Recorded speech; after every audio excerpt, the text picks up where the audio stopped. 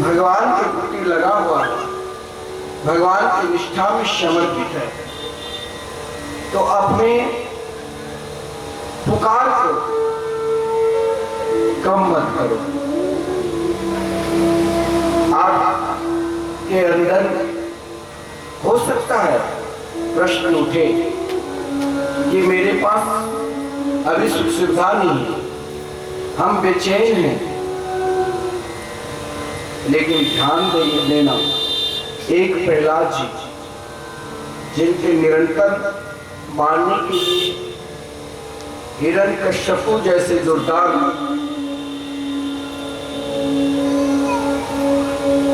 स्वयं उनके पिता होकर भी हर पल हर क्षण एक बार मारने की कोशिश की, लेकिन प्रहलाद अपने संकट में अनेकों असुर बालकों को भगवान के निकट ला दिया। एक बालक ने पूछा, प्रहलाद, आपके अंदर जिनके प्रति विश्वास है, जिनके प्रति निष्ठा है, वो विश्वास मेरे अंदर क्यों नहीं आ रहा?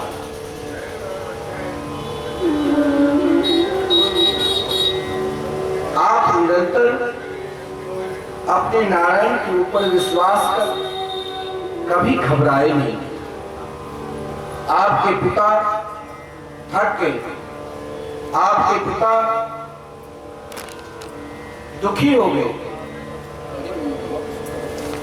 आपके पिता दुखी हो गए, आपके पिता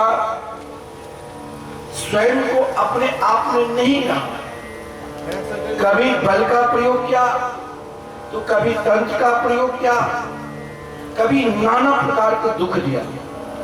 लेकिन हे प्रहलाद, मैं आपसे पूछना चाहता हूं, हम दोनों एक साथ एक ही गुरुकुल में पढ़ा, शिक्षक भी हम सबके एक ही हैं, शुक्राचार्य जी के पुत्र, लेकिन आपने इस विद्या को कहां से प्राप्त कर लिया, किस जगह से प्राप्त कर लिया? इस विद्या में कौन सा ऐसा गुण है जिस कारण आप निरंतर मुस्कुराते रहते हैं? एक बात जरूर ध्यान देना, अगर आपके जीवन में हर परिस्थिति में हर समय अगर मुस्कुराहट है, तो मान लेना आपके अंदर जरूर ईश्वर के पूर्ण रूप से शक्ति है।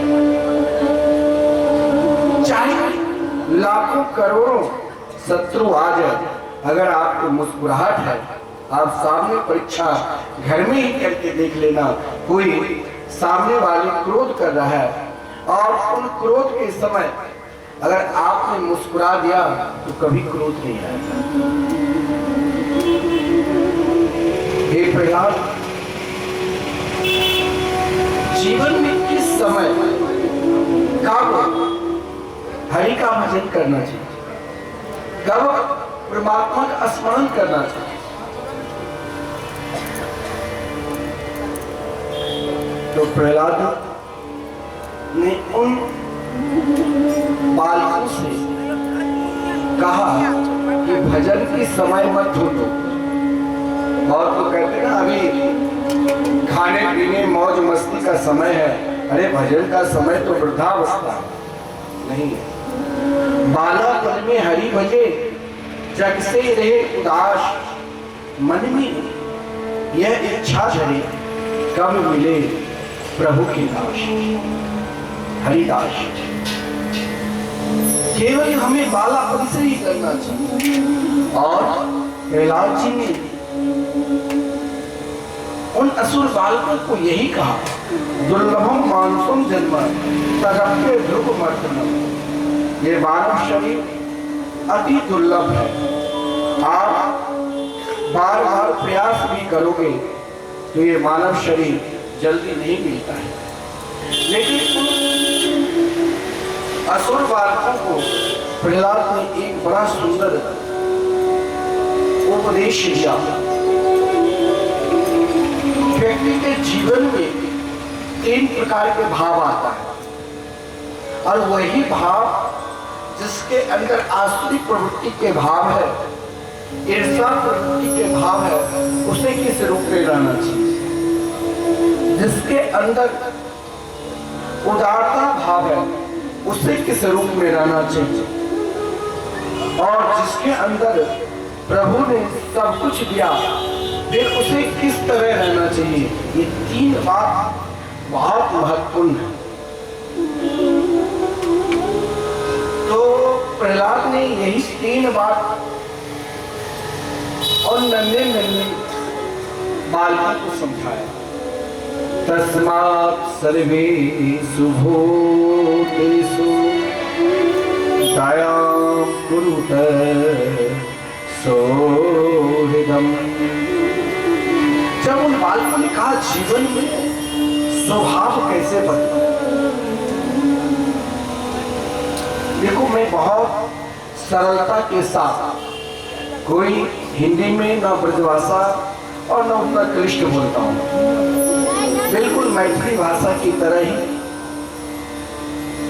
जो सब समझ रही वही भाषा में मैं श्रवण करा।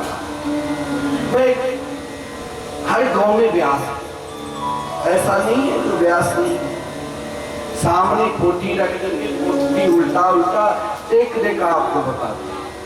हमें गुरुदेव की कृपा से, हाँ ठीक है प्रसंग है, प्रसंग को उल्टा कर रख देता हूँ जो संस्कृत का है, लेकिन गुरुदेव की कृपा से जब मैं 2003 में कथा प्रारंभ किया तो गुरुदेव ने कहा कि जिस दिन उन रूप से आ जाए उसी दिन मन करो।